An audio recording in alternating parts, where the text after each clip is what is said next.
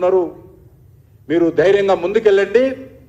కేంద్ర ప్రభుత్వం తరఫున తెలంగాణ అభివృద్ధి కోసం, తెలంగాణ ప్రజల సంక్షేమం కోసం కేంద్ర ప్రభుత్వం అన్ని రకాలుగా అండగా నిలబడతాం మేము. కాబట్టి మీరు ముందుకెళ్ళి తెలంగాణ ప్రజల పక్షాన మరి రాష్ట్ర ప్రభుత్వం అవలంబిస్తున్నటువంటి ప్రజా వ్యతిరేక విధానాలపైన పోరాటం చెయ్యండి అని చెప్పి ప్రధానమంత్రి గారు స్పష్టంగా చెప్పారు. కాబట్టి వారి యొక్క సందేశం మేరకు, వారి స్ఫూర్తితో ఈ తెలంగాణ రాష్ట్రంలో ఉద్యమాల రూపకల్పన చేయాల్సినటువంటి అవసరం ఉంది. ఈరోజు రైతులు అనేక రకాలుగా అన్యాయాలకు గురవుతున్నారు. నిరుద్యోగ యువత ఉద్యోగాలు వస్తాయని చెప్పి ఆ రోజు ఏ రకంగా రాహుల్ గాంధీ ఈ యొక్క రాష్ట్ర రాజధానికి తెలంగాణ రాష్ట్రంలోని అనేక జిల్లాల్లో పర్యటిస్తూ అనేక రకాల హామీలు ఇచ్చారు. చివరకు చిక్కడపల్లిలో లైబ్రరీ వద్ద కూడా నిరుద్యోగుల మధ్యకు రాహుల్ గాంధీ వచ్చాడు. మరి ఈరోజు అడుగుతా ఉన్నాను, ఏ ఒక్క ఉద్యోగ నియామకము కొత్తగా నోటిఫికేషన్స్ ఇచ్చి ఉద్యోగాలు భర్తీ చేసినటువంటి పరిస్థితుల్లో ఈరోజు తెలంగాణలో లేదు. గతంలో ఉన్నటువంటి ప్రభుత్వం కొన్ని నోటిఫికేషన్స్ ఇస్తే వాటి ప్రాసెస్ పూర్తి చేసి నేను ఉద్యోగాలు ఇచ్చానని అబద్ధాలు చెప్తున్నటువంటి పరిస్థితి ఈరోజు రేవంత్ రెడ్డి గారు కనిపిస్తాం. రైతులకు చెప్పాడు ఆయన, నేను 7వ తేదీ నాడు వస్తున్నాను, 9వ తేదీ నాడు సోనియా గాంధీ జన్మదినము, ఆ రోజు రుణమాఫీ చేస్తామని హామీ ఇవ్వడం జరిగింది. ఇంకా సంవత్సరం పూర్తవుతున్నా అరాకొర రుణమాఫీ చేయడం జరిగింది. నేను 7వ తేదీ ప్రమాణ స్వీకారం చేస్తున్నా, వచ్చిన తర్వాత మీ పెన్షన్లన్నీ కూడా 2000 నుంచి 4000 పెంచబోతానన్నాడు. 4000 సంగతి దేవుడెరుగు, ఉన్న 2000 పెన్షన్ కూడా సకాలంలో ఇస్తున్నటువంటి పరిస్థితి లేదు.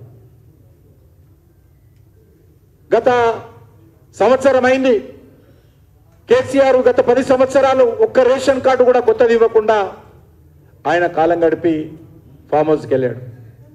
ఈయన సంవత్సరం అయింది, రేషన్ కార్డు ఇవ్వగా అంటున్నాడు తప్ప కాంగ్రెస్ పార్టీ ప్రభుత్వం కూడా ఒక్క రేషన్ కార్డు ఇవ్వలేదు. లక్షలాది కుటుంబాలు రేషన్ కార్డు లేక మరి ఈరోజు ఇబ్బంది పడుతున్నటువంటి పరిస్థితి రాష్ట్రంలో ఉంది. కాబట్టి ఈ రకమైనటువంటి అన్ని అంశాల మీద రేపు రాష్ట్ర భారతీయ జనతా పార్టీ తరఫున మనము ఛార్జ్షీట్ తెలంగాణ ప్రజల ముందు పెట్టబోతా ఉన్నాం. అదేవిధంగా అన్ని జిల్లాలలో కూడా జిల్లా స్థాయిలో, అసెంబ్లీ స్థాయిలో కూడా ఆ అసెంబ్లీలో ఏ రకమైనటువంటి హామీ కాంగ్రెస్ పార్టీ ఇచ్చింది, గత 11 నెలలుగా ఏ రకమైనటువంటి పరిపాలన చేస్తూ ఉన్నారు అనేటువంటి విషయం పైన మరి మనం కూడా ఛార్జ్షీట్స్ అసెంబ్లీ వారిగా, జిల్లా వారిగా తయారు చేసి తెలంగాణ ప్రజల ముందు పెట్టాలి.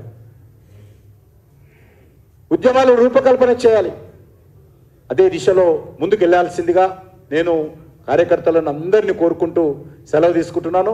తప్పకుండా ఈ యొక్క రానున్న రోజుల్లో ఈ దిశలోనే మనము మన కార్యాచరణ ప్రణాళిక రూపొందించుకోవాలని చెప్పి జిల్లా కమిటీలు సమావేశాల్లో కానీ, లేకపోతే రానున్నటువంటి స్థానిక సంస్థల ఎన్నికల్లో కానీ అన్ని రంగాలలో కూడా మనము నిర్మాణాత్మకంగా చర్చించుకొని ముందుకెళ్లాల్సిందిగా నేను మీ అందరినీ కోరుకుంటూ సెలవు తీసుకుంటున్నాను.